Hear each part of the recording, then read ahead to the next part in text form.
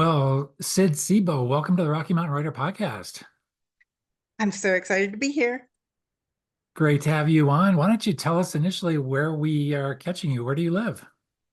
I am on the west slope of the Rocky Mountains, um, not far from the Divide, Not far in from a the very divide. small community that most people won't know anyway. So I don't usually name it. Do you name the state though? I I do. It's called Wyoming, Yeah. these days. Yeah. How long have you lived in this nameless town? Oh, in this town, I've lived in the west edge of Wyoming since 1989. Wow, that's quite a Yeah. while. Yeah. Wow. What drew you there? You're getting me on all these things I normally don't tell people. Oh, Actually, okay. wolf reintroduction. I was doing a wolf study in northern Minnesota at the time, and the gal from the Wolf Fund, which was a little teeny nonprofit solely focused on reintroduction, she came by there and she lived up in Moran. Great. Wow. Well, then animals clearly, without question, play a big role in your life. And we're going to quickly get to the book, which I believe animals also play a major role. Um, but wolf reintroduction, just before we get into connecting your personal interests with animals to your writing life and your first novel. Yeah, tell us about what can you bring us up through? Was this a childhood thing with animals? Is it something you pursued through education? Talk to us about that a little bit. Yeah, weirdly enough, I think I'm not positive about the years and I'm terrible with subtraction on video, but I think Yeah, the Endangered Species Act had probably just been passed when I was maybe in fifth grade or so. And I started a little pen pal thing back when writing actual letters, and it was to connect kids to write to their legislators about animals that were in need of protection. And wolves were my first one, go figure. And then I ended up at college um, in southern Minnesota. And after college, I moved up north to the Boundary Waters area. And that's, there's wolves there. And so I ended up at Voyagers volunteering in the winter when there was no work on wolf study. yeah. Well, it's obviously a big issue in Colorado as well. And I think an absolutely fascinating issue in terms of just how much has been understood now about the importance of having an apex predator and how that impacts the whole ecosystem. And I think what they're showing in Yellowstone, um, you can't even really, there's not too much debate about the positive impacts on the whole landscape, actually. Yeah, I just read a little piece in the Climate Fiction Writers League, and it was about a kid's story, young adult maybe, and lynx in Scotland. And kind of the same thing was happening. Like the vegetation was coming back because the predator was moving the deer around. And yeah. Right, right. And even rivers in Yellowstone, their Oh, yeah. whole banks of the rivers are a lot more healthy. The birds change, the Yeah. everything. Yeah. Yeah. Yeah. Very cool kids book that made it to like two books from every state goes into the Library of Congress or something every year. Um, that are kind of about that state. And Wyoming chose a kid's book last year that was about wolf reintroduction and that whole cascade of effects. Beautiful book. I can't remember who the illustrator was, but Yeah. Interesting. Wow, I could talk about this for a long time. I'm fascinated by how something to do with wildlife becomes a political issue. It's interesting with, just ranchers and what they perceive as the threat, et cetera, and how you balance that with, I mean, the wolves were here before we got here, and things were running fine, I believe, probably before all this civilization came along and our desire for beef and what that means. So we won't get into all that, but I just think it's a fascinating topic in general, and you obviously do too. Yeah. Yeah. Yeah. It just barely made it into this story, but something I saw all the time, weirdly enough, when I was working with the Wolf Fund, was people were calling us because they had somehow gotten hold of a wolf or a wolf hybrid and they could no longer manage it and they wanted us to take it for them. Like, that's not what we're here to do, but it was just so prevalent at the time. It was just really bizarre. Yeah. Well, Sid, you set it up perfectly there, your own segue. Take us into your story. What was the flashpoint, the spark that lit your first novel, and talk to us about how it all came about. Yeah, and it's a bit of a stretch to call it the first novel because there are a number of dead in the water novels behind it. First published novel, and First published novel. published with an excellent publisher. The University of Nebraska Press does really nice books, really high quality books. They do, yeah, especially in the nonfiction realm. Their fiction stuff has been a little sparse. So I'm honored that they found this fiction worthy of their notice, I guess. But I had just graduated from my MFA program, which was a low residency thing in the Stone Coast program in Maine. And my parents live in Maine. And before I flew back, my dad wanted to go to the movies. It was this really dumb little movie about a lost dog. And it took me forever to get home. Like the flights in January, were horrible. And I think we tried 3 times to land in Jackson Hole. I think I tried to land in Salt Lake and that flight got nixed. And then I was like trying to land in Jackson. Anyway, it was like tons of time in the airport and I'm on the planes. I'm just like, I'm going to write a lost dog story because all these people finished their MFAs and quit writing for a while. And I was like, I'm too old for that. I'm going to just like write a story that my parents would enjoy reading. I'm like going to write just a story. And I had worked with our local animal shelter forever. In fact, I was one of the co-founders, and the director and her husband had this incredible story of trying to return a dog they had adopted out that got lost in a Wyoming winter. And so I just kind of used that as the flash. Yeah. Yeah. Huh. And when was this? How you said how long ago did you immediately begin writing, and how was this? You knew you had a novel in that seed, and you just started producing. I did, and I had a friend in grad school who was willing to say, yeah, I agree. She's the exact same age as me. And we're like, we're not going to like let this degree thing die because so we just dove in. We took February as our NaNoWriMo sort of thing, the shortest month of the year. And we would write every night after work and send each other, a little something about how it went that day. So we kept each other on target. She didn't quite make it by the end of the month, but I did. I had a first draft in 28 days. And I was like, which is not like how long it took to write the book by any means. Yeah. Yeah. Wow. Which February? How many years ago? 2019. Okay. Yeah. Just right before a year before the pandemic and all that. So, yeah. And then what did you do with it at that point? Did you workshop it? Did you show it to beta readers? Beta. Yep. I had some beta readers, some from grad school and some not, because it's not like literary fiction. This is like general mainstream fiction. I wanted people without an MFA to be able to read, So that was really helpful. And that gave me, who knows how many next drafts. But I didn't want to like work it to death, which was how I ended up in grad school. I think I had a novel like 20 years in the making that is now dead in the water. I'm like, I'm not going to do that.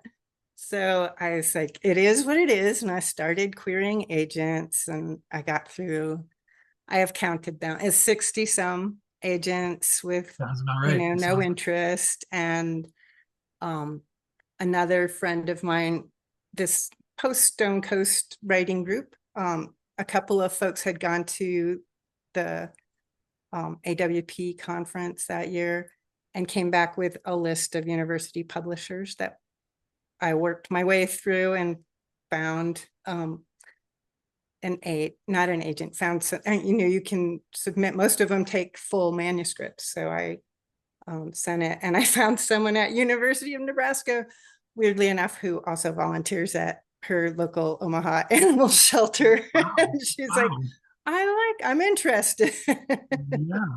So you had that in your cover letter, apparently, about the animal shelter. Um, um, I didn't actually. Oh, so I don't somehow think. she Yeah, realized she just you, read the novel, read the yeah, book and was like, the dog came, the characters were helping at a shelter and the dog came from there. Yeah. right. You were kind enough to send me a copy of the book, and I know that the animal issue is right there in the first beginning of the Right. opening scene. So that's great. Yeah. I use it. It's actually it turned over the years that turned into like the bridge, what they call it, sort of the bridge inciting incident. Like there's this whole other storyline that's runs mostly parallel until the very end. That is very much, what the people are thinking in their heads. Right. But I like that storyline is very sort of on the ground and present. Yeah. Well, we have failed miserably to mention the title of this book up to this point. So why don't you tell us what the title and what went into your thinking about the title? What was Ugh, that? Was that the obvious choice right from the get-go for you? No. not even close. Yeah. It's called The Scent of Distant Family. And because this is a podcast for writers, I'll confess, like so many different titles were in my head through the years that I was querying it and beta readers looking at them and stuff. And, everything with sage in it. People are thinking a classic Western. And this did get categorized as Western fiction, but it's not classic by any means. So I was avoiding that, and anything with critters in it, people were like, oh, it's young adult and blah. So what I finally did one day was I'm just gonna throw 15 different options on a page. And I started looking at, I think, Pulitzer Prize winner, I don't know, prize winners of something, from the past 20 years or something, and like playing with the sound of those. So I think this was a good scent from a distant mountain or something. Was that Mm, what I'm mm, thinking of? yeah. But you landed on it and you liked it, obviously. Yeah. The publisher was fine with it. I was like, Yeah. I'm not wedded to this by any means, but it does like cover several different sort of resonances in the Yeah. story, which is fun. Yeah. Great. Wow. Take us through what it's like to work with a university press. Were there specific sort of processes that they put you through? Was it a long lead time? Did they give you lots of editing and suggestions along the way? Now, weirdly, they use, and I've talked to other people who've gone through small presses or university presses like this, that they use sort of evaluative readers. So there's an acquisition editor, and I'm not going to say smart enough, maybe lucky enough that when I found the editors for fiction on their webpage, there was the primary editor for fiction, but there was this young woman who showed up as an assistant, and she had graduated from University of Nebraska. So she was very young. And I sent it to both of them, my letter and the manuscript, and she's the one I worked with. It turned out it was her first book. Wow. Wow. So she was the one who chose what readers it went to. And I was a little nervous about that because it's not a classic dog story by any means. It's not a classic Western. I'm like, oh, I don't, they're looking for peer reviewers. I'm like, be careful, whatever. So she picked the first one was actually a historical fiction writer. from Texas, but it was rural. I mean, that part fit well, and she gave me some feedback. So I didn't even know this R&R thing, like rewrite or revise and resubmit. Like I'd never even heard that term, but that's what I got on the first reviewer. And I Okay. started with 5 points of view, and she wanted 2 more of the characters to have their own points of view. Wow. 7 points of view. But so I took a while, I don't know how long, a few months, to redo that. And then it went to a second reviewer. And this time it went exactly to the kind of reader I did not want to see. It went to not even a creative nonfiction writer. It went to a sort of journalistic nonfiction writer in the animal rescue kind of animal welfare world. She did not like the story at all. Wow. So I Did, called did I that called person, the editor and said, "Can we talk?" Because it's like we had never even talked before that point. I was like, I need to talk. And I had all my like arguments lined up for how fiction works, you know? And she's like, no, I totally agree with you. And I didn't even have to give her any arguments. So there was that. And she wanted to offer me a contract. At that point, she said, "I like what you've done, and I think it's good to go." And then I didn't hear anything, and I didn't hear anything. And I checked in with her, and she's like, "Well, actually, my editor-in-chief says we have enough fiction right now." And it's like, but I've heard of worse, like your whole press disappears. So I'm like, well, it's not the worst thing. I was like, and I'm not, fresh out of grad school. I was fresh out of grad school, but I wasn't young like a lot of, I'd fought my way through a lot of things at that point. So I was just like, what do we need to do to change their mind? And how can I help you? And and they're like, okay. He said, "One more reviewer." I'm like, oh, great. But yeah, the third reviewer was again more of a journalistic nonfiction, but it was about a lost dog in Yellowstone, but it was a good story. And it had this little teeny piece of magic in it, even though it was supposedly true. I'm like, the magic exists out there in the world, even though we want to pretend it doesn't. So she loved it. She said, "Publish it." And we were finally on our way. wow. Wow. So how long was all that process? Yeah, Roughly a couple of yeah, years?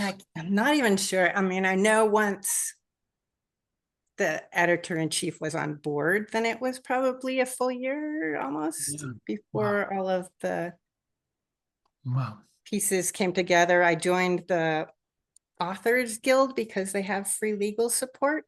I mean, it's not free because you have to join, but I'm like, I don't, because the university press, if you're not going through an agent, you don't have someone who knows how to review a contract. And like, Right. I had no idea. So they came back like within a day. They were like all over it. So if you ever need legal assistance from the Authors Guild, highly recommended. Yeah.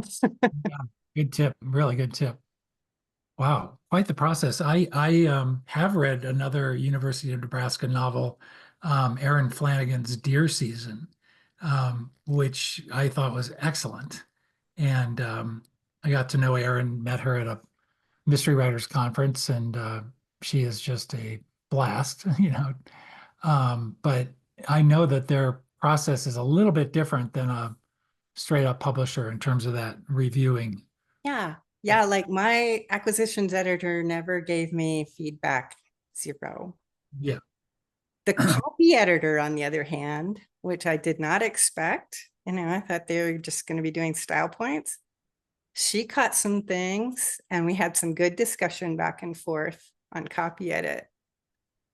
And she, like, even when she first read it, she like wrote back to me and thanked me for this beautiful story. And I'm like, whoa, I didn't even get that from acquisitions. I'm like, thank Yeah. you. Yeah, A good copy editor does more than copy editing, and they she was really, awesome. and yep, Yeah. yep, I have, yep. I owe them a lot. Oh yeah, I mean, style stuff, like what gets capitalized, what bleh, Yeah. not of interest to me. And I was, I edited agency documents forever, but I didn't ever compare anything to style guy. Yeah. Yeah. Keeping it consistent. So if you mention something in chapter That I can 2, do. the same thing is referenced the same way in chapter 20. And yeah. Yeah, that's still hard. Yeah, even when we went down a proofread, I found one piece that I knew a friend of mine would be all over. So I'm like, this is really copy editing, not proofreading, but she's already standing and she's standing up. So like, can we fix that? Yeah. Yeah. Wow. And when did it come out? September 1st. Okay. And what have you done marketing wise? Anything in particular there that you'd care to share? I played the social media stuff a little bit. I changed my website service to a different place. Based on other people's recommendations. I'm still not very intuitive with Wix. It's now on Wix. But so I was doing like a weekly blog post that could kind of touch on similar topics. And occasionally I would throw in a one-line excerpt or something from the story itself. And then after pub date, I had a brief series of very regional in-person appearances that I tried to partner up with other authors. My first one was in Colorado on September 3rd in Fort Collins at Old Firehouse. I'd love to pitch them. They're awesome. Great store. Yes. Great store. Yep. And it was so fun to be there. Um, so, and my first Forest Service job was out of Fort Collins. Basically, it was in the Indian Peaks Yep. and Sure. Never Summers Wilderness area. So I'm like, Yep. this is like coming home, kind of. Yeah. Great. How did it feel? How did it feel to be out there promoting your book? I loved, especially when I had connections with another author. It's like this, it's like we get to talk about writing and cool books, and I love the books of the people I was at these things with. So it's so fun to like share my excitement about what I'd read. So that was all fun. I loved, the travel on the ground. I didn't want to be flying and using up a bunch of carbon, but exploring my region, and that was fun. Seeing old friends, because my friends are kind of dispersed around the Rocky. A lot of them are around the Rockies, so I like caught up with friends I hadn't seen in forever. I mean, it didn't matter what size the crowds were. Like people were all like, "Oh, if you don't get anyone, it's so disappointing." I'm like, I was having so much fun anyway. Yeah. Yeah, for sure. And it's like you build those relationships with the bookstores, Right. and the booksellers, the staff at the bookstores. You get to know them and you tell them about your book and they get interested. They're the ones who are making a difference. I mean, readers too, obviously, we all share our favorite stories, but booksellers will probably tell more books than or tell more people than I will, right? Yeah. Yep, for sure. That's your army behind you. Once you Yeah. building And the your other cool thing I would say about that tour, I mean, it did extend. I only did 4 in September. I think probably did 4 or 5 in October before the weather turned. But those first 4, I managed to get compensation for through a grant. I applied for a professional development grant at the Arts Council. So try your state arts councils. They, I just put in for mileage and it covered some of my expenses to get out and about. wow, that's terrific. So the State Arts Council in Mm-hmm. Wyoming. Yep. Terrific idea. Really terrific idea. Wow. Well, I wanted, I am donating the money from this story, so I wanted to not be spending it all before I had any. Yeah. Yeah. And you're donating your income where?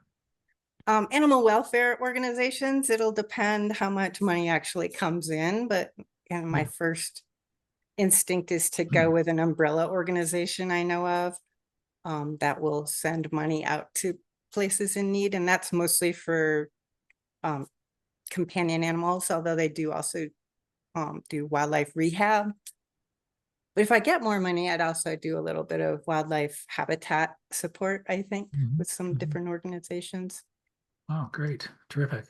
Well, and I'm just curious, up there in Wyoming, how did you connect? What was the connection to Rocky Mountain fiction writers? We're in the Rockies. Yeah, I I know. mean, Wyoming is so, we just don't have big cities Yeah. in general, so I've been part of Wyoming Writers. And that's where I met the woman, the author that I worked with in Fort Collins. She was presenting at the Wyoming Writers Conference in June. So I was like, man, I would love to work with her in September. And she was like, she was so cool. And I'll talk about her. She's got one of my 2 book recs in the end. So I'm Okay. saving up on that one. Well, this question is coming right up here. Yeah. Yeah, and I had put in to do some teaching at the Rocky Mountain conference this year. But those applications didn't go through, so that was fine. And I'd met some other writers at earlier Wyoming conferences that I'd stayed in touch with over the years who were members of several. I'm a member of Maine Writers and Publishers Yeah. Alliance too, because a lot of my writing group folks are in Maine. So it's good to have connections Yeah. wherever. That's great. Were you at Colorado Gold this year? I didn't go this year because I also had applications out for a panel at AWP in Los Angeles. And I'm like, if I gotta pay to go to Los Angeles, paying for Yeah. Colorado too, not to get there so much, but just for the conference.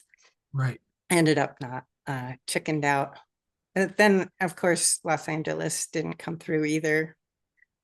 I think it Right. takes a long time to get like your Yeah. Yeah. your proposals through AWP. Yeah. AWP is a tough one to get into for sure, but it's an amazing experience if you do ever get there. Yeah. Yeah. Terrific.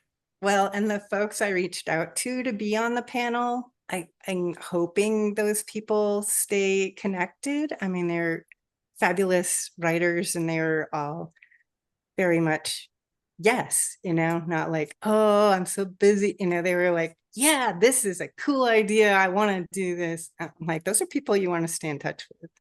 Yep. Yep. For sure. Yeah. Terrific. Yep. Well, as you already foreshadowed here, we are always like to ask our guests to promote another book or two or a writer we should be paying more attention to. So take it away. So yeah, number 1 on my list this year has been Laura Pritchett from Fort Collins. And she had 2 books come out this year, and she just keeps insisting that doesn't mean she's prolific. She wrote them both during COVID. She had COVID, she had long COVID, and she's like the director of the MFA, a low-res MFA out of Western in Colorado and Gunnison, I think. Yep. Um, and she's quite busy as a speaker too and presenter all over the place. So she was the keynote as well as delivering a number of presentations in June.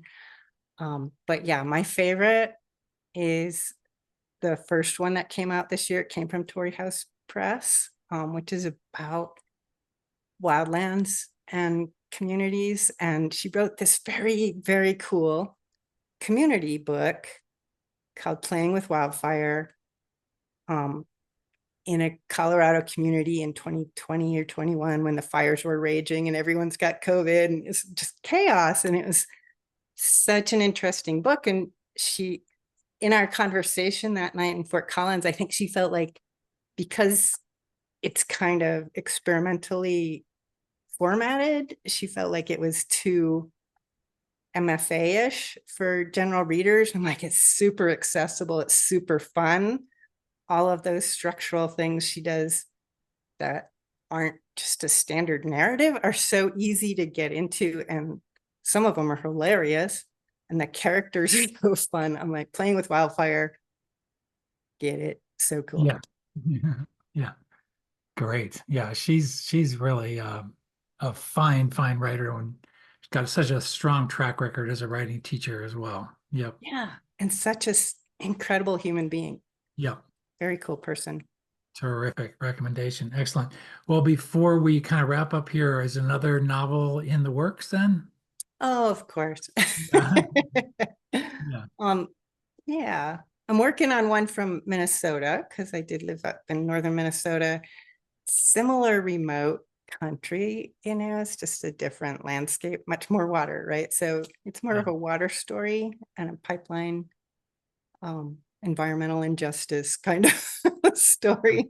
I don't know. There was another Wyoming story I wrote in between that I'm letting sit for a bit as politics play out. I don't know. It might be a thriller. I didn't really want to write a thriller. Got to follow your writing career wherever it leads. Yeah. I'll start reading more of Mark Stevens.